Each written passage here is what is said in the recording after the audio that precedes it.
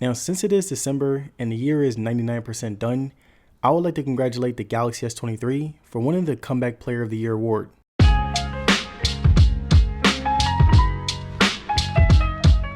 Now, the Comeback Player of the Year award represents a phone that has had a previous generation that was pretty bad and completely fixes almost everything that was wrong with its last gen phone. And for the 30th time, I will say that the Galaxy S23 is miles ahead of the Galaxy S22 from the battery, software, slight design bump, all the way to the overall experience. And I feel like at this point, since the S23 made a huge comeback, the S23 Plus is amazing yet underrated, and the Galaxy S23 Ultra is smartphone of the year, I might as well crown Samsung as the smartphone champions of 2023. But all jokes aside, the Galaxy S23 has been performing great even after 9 months of use, and I want to share my experience with it to help you guys decide if you should buy it or just wait for the S24. Now, in terms of design, the S23 feels very sleek, has nice curves that complement its sharp exterior, and I still find it very comfortable to hold till this day. Now, going further into the feel in hand, as the generations improve, every phone in this price range feels kinda the same. This and the iPhone 15 feel very identical, and the Pixel 8 really isn't far from either as well. The back and front of the Galaxy S23 is Gorilla Glass Victus 2, and during my whole time of owning the Galaxy S23, I only dropped it on my wooden floor, and it still has yet to have any major scratches, and I already knew that it wasn't going to crack. And one thing that I want to note is that I always appreciate Samsung displays because out of all the phones in the market,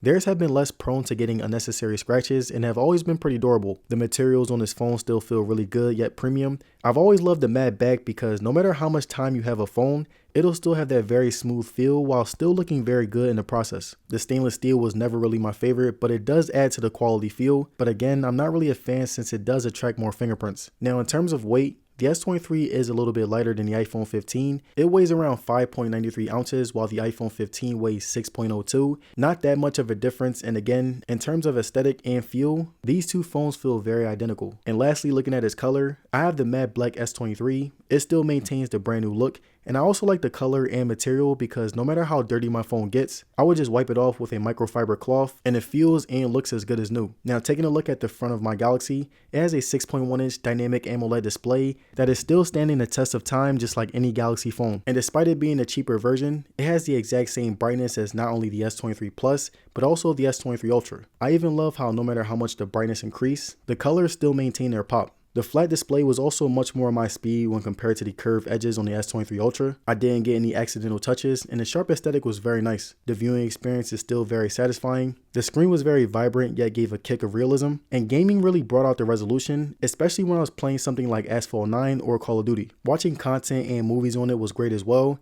Yes, it does have a 1080p display instead of a 1440, but if you look at it in person, it still looks really good. A lot of times we get caught up in specs, but I always tell people that before you judge, you have to use the phone in person to see if the spec actually bothers you. The 120Hz refresh rate was good, the responsiveness is still holding up very well, and as far as anything involving display, the S23 is doing phenomenal, and I'm glad that the longevity so far is very good. The Galaxy S23's display also has a bunch of screen real estate due to the hole punch camera being so small. I felt every bit of its 6.1-inch display since the bezels were basically non-existent. The display was flat so there was no shortage, and I used swipe gestures which creates even more space. The facial recognition is okay at times. I found it to be right in the middle, which basically means that it's worse than the iPhone 15, but it's better than the Pixel 8. And finally, the fingerprint sensor is the best in the game, and as you can see right here, it's lightning fast, and it's my preferred method when unlocking my phone. Now, moving on to battery, the Galaxy S23 has a 3900 mAh battery that can last you all day, but not if you're a power freak. And when I say power freak, I mean someone whose eyes are literally glued to their screen 24/7. They're getting 8+ hours of screen time, and their phone is pretty much always in their face. The Galaxy S23 instead is a phone that can last you if you're someone who uses your phone a lot,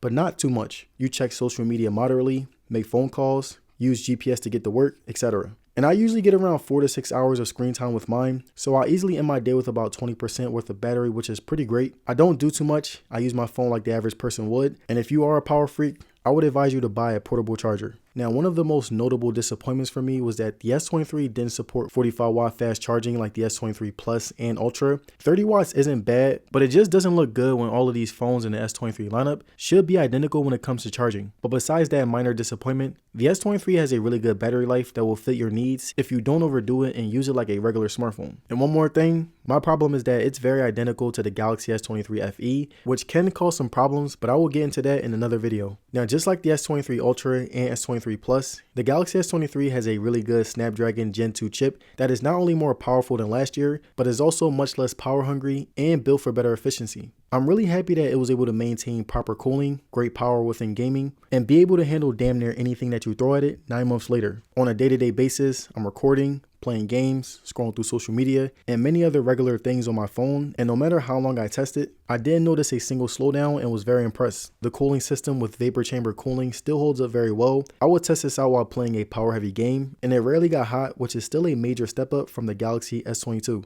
Now looking at camera, the Galaxy S23 has not only been able to produce some high quality pictures and videos, but they've also been able to improve certain aspects using updates. The S23 offers the best zoom photos in its price range, and it not only has more zoom than its competition, but it also provides much better quality that is the most comparable to the regular camera. The shutter speed has gotten better. Per usual, I did my moving card test and it was able to capture most shots in time. It's still not as good as the Pixel 8 or the iPhone 15, but it has improved. And now looking at the outside photos, the selfies were good. I feel like I've been pretty hard on the selfies, but recently I've ended up enjoying them. The blur in the back was good, the sharpness improved, and it does give me some very nice photos. I also took some photos of different things in different environments, and this is where the S23 is at its strongest. The colors were punchy, the sharpness enhanced the photo, and this is arguably one of the best cameras in the game. Night photos were also a heavy hitter with the S23, and personally, the S23 series has the best night mode photos in the game, and 9 months later, it's good to see that I still think the same. Inside photos were pretty good as well. The sharpness stayed the same. The extra brightness was included when necessary. Objects looked great no matter what the lighting looked like, and I was still very impressed.